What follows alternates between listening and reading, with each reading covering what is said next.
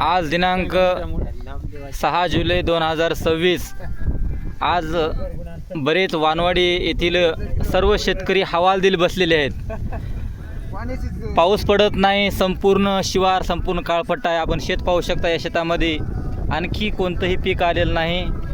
रोज शेतामध्ये असा आभाळ येत आहे, परंतु अद्यापही पेरणी योग्य पाऊस झाला नाही. तरी बरेच शेतकरी या ठिकाणी बसलेले आहेत. आपण त्यांच्याशी बोलूत, त्यांचे विचार ऐकूत. नमस्कार शेतकरी. नमस्कार. आपण कुठले? वानवाडी, तालुका पालम, जिल्हा परभणी. आपण का बसलात या ठिकाणी?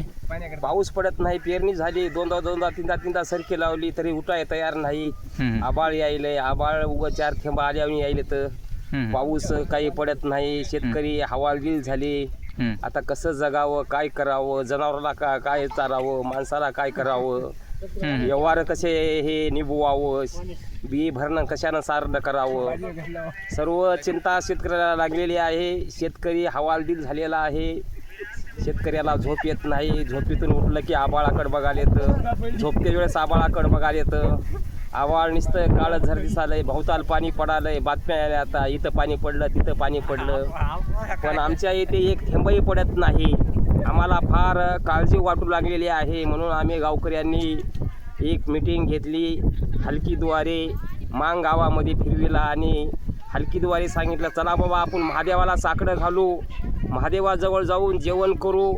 तिथं जेवण करून शनीत महादेवाची पूजा करून एक महादेवाला साकडं घालायचं की देवा पाणी पडू दे, चांगली सुगी येऊ दे, शेतकऱ्याला भरभराटचे दिवस येऊ दे.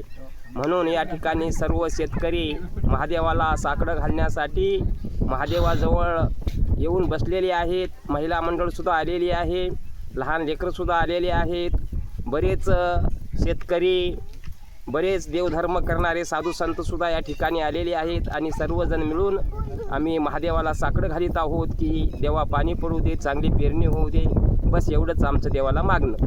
आपण पाहू शकता, खरंच समस्त वानवाडी गावातील सर्व महिला मंडळ, पुरुष मंडळ, आबाल, लहान थोर सर्वजण आलेले आहेत. कारण आपण हे शेत पाहू शकता.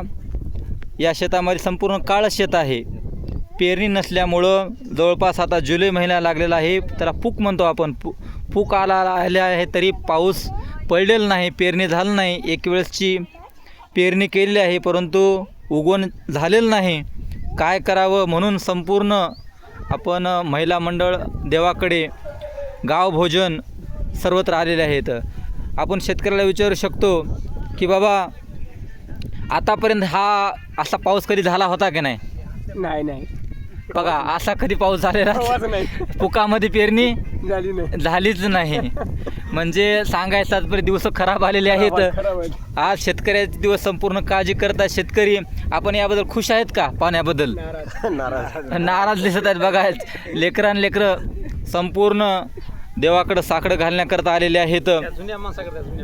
आता आपण आबाळ पाहतो. बघा, आबाळ तर भरपूर ढग आहेत. तसं वाटतं की एवढा भला मोठा पाऊस पडतो का आहे की हवामान खातं रोज सांगाय मुसळधार पाऊस पडेल, पण एकही थेंब नाही.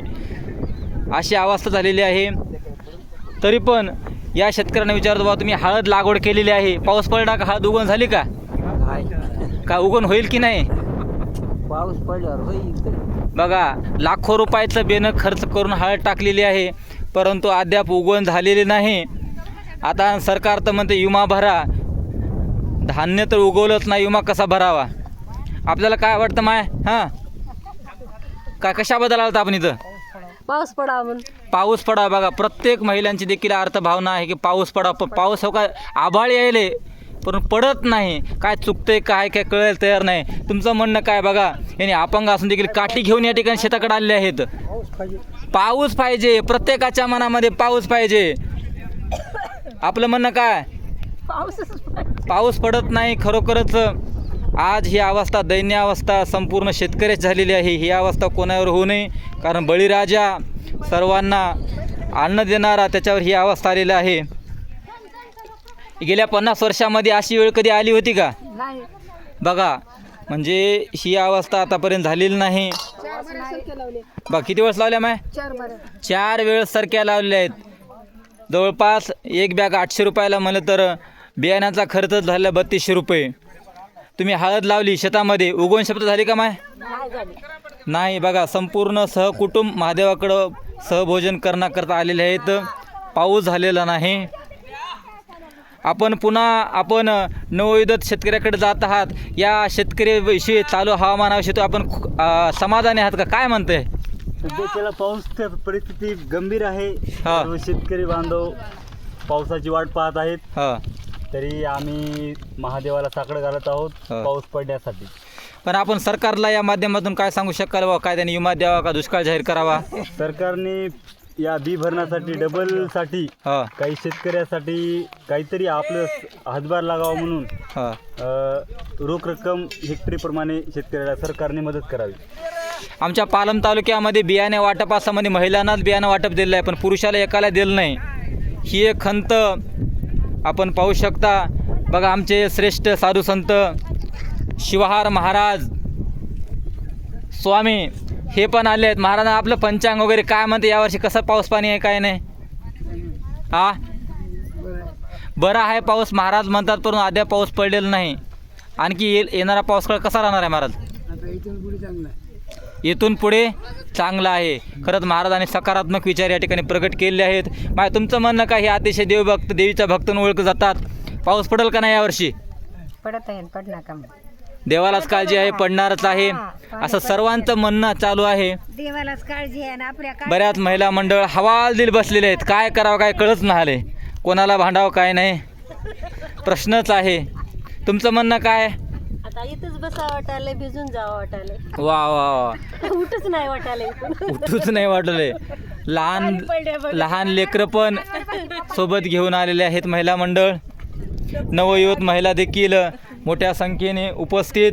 बघा छोटे छोटे बालक या ठिकाणी आलेले आहेत. आपण शाळा सोडून देखील आपण या ठिकाणी आलेला आहात. आपल्याला काय वाटतं, पाऊस पडावं का?